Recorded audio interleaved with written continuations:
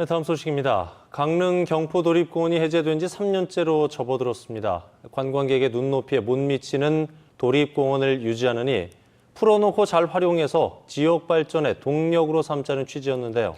하지만 공원 해제만 되고 후속 절차는 늦어져 개발은커녕 재산권 행사도 제대로 못하고 있습니다. 김도환 기자입니다. 도립공원에서 풀린 지역은 경포 주변 517만 5천 제곱미터에 이릅니다. 하지만 3년째 후속 조치가 없습니다. 오히려 공원법만 풀리다 보니 다시 자연환경 보전지역으로 돌아가 규제는 더 심해졌습니다.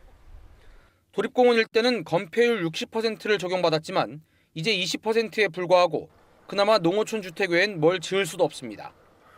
1982년 공원 지정 이후 30년 넘게 재산권 행사에 제약을 받아온 주민들은 기대가 컸던 만큼 실망과 분노도 큽니다.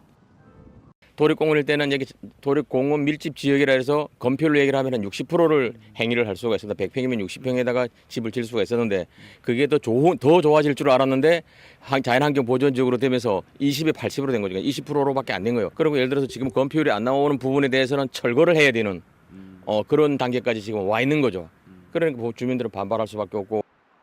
공원 해제는 지난 2016년 말 최종 결정됐지만 사전에 긴 논의가 있었습니다. 하지만 강릉시는 올 1월에야 해제 지역에 대한 향후 대책을 담은 도시관리 계획안을 내놨습니다. 그나마도 원주지방환경청은 이달 초 계획안에 포함된 환경영향평가서를 반려했습니다. 보존 가치가 있는 생태 우수 지역에 대한 보존 대책이 부실하고 국립공원 해제 당시 강원도가 약속했던 대체 국립공원 지정도 아직 이행되지 않았다는 이유에서입니다.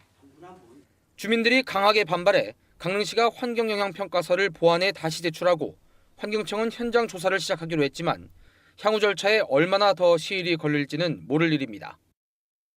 경포 도립공원은 지난 2011년에도 일부 지역이 한 차례 해제됐었는데 당시에도 재산권 행사를 위한 도시관리 계획이 나오는 데까지는 4년이 걸렸습니다. 지원뉴스 김도환입니다.